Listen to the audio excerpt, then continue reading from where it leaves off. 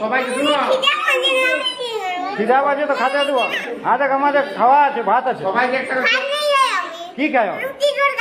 রুটি তরকারিও আছে।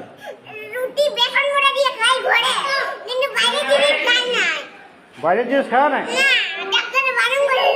কোন ডাক্তার বলছে বাইরের জিনিস?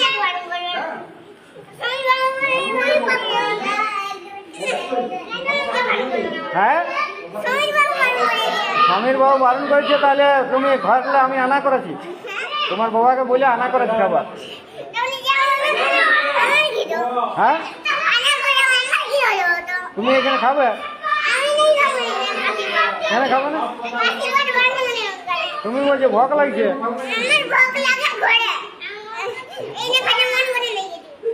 এখানে খেতে মন করে না?